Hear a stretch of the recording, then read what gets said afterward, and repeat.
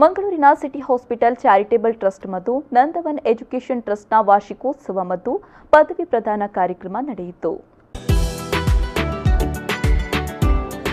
ಮಂಗಳೂರಿನ city institute and college of nursing, Kailakere Rukmini Shetty college of nursing ಮತ್ತು city college of physiotherapy ಹಾಗೂ city college of allied health ಸೈನ್ಸಸ್ನ ವಾರ್ಷಿಕೋತ್ಸವ ಹಾಗೂ ಪದವಿ ಪ್ರದಾನ ಕಾರ್ಯಕ್ರಮ ನಡೆಯಿತು.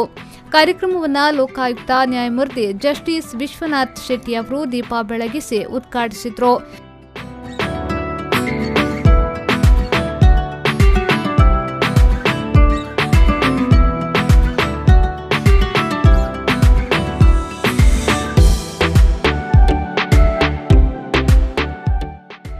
ಬಳಿಕ ಮಾತನಾಡಿದ ಅವರು, ನರ್ಸಿಂಗ್ ಮತ್ತು ಟೀಚಿಂಗ್ ವಿಭಾಗವು ತುಂಬಾ ಜವಾಬ್ದಾರಿಯುತ ಸೇವೆಯಾಗಿದೆ.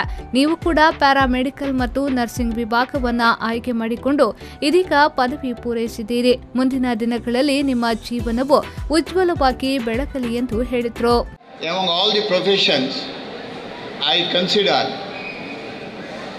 nursing and teaching are the most respected and service-oriented professions. All of you know it is Florence Nightingale who was born in the year 1820, who was a social reformist in UK, who brought respectability to the nursing profession. She lived up to 1910 for nearly 90 years. We remember her name more than 2 centuries of her death because of her contribution. ಈ ಸಂದರ್ಭ nursing ಮತ್ತು paramedical ವಿದ್ಯಾರ್ಥಿಗಳಿಗೆ ಗಣ್ಯರು ಪದವಿ ಪ್ರದಾನ ಮಾಡಿದರು.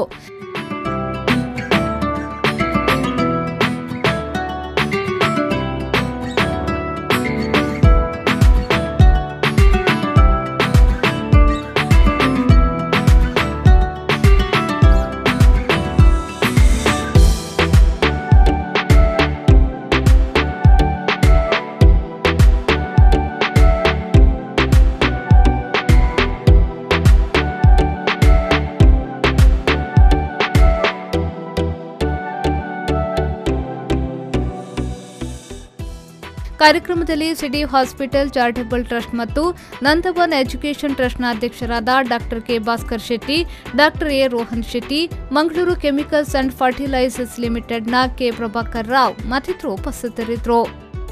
Bureau report, ವಿ4 news 24/7 Mangaluru.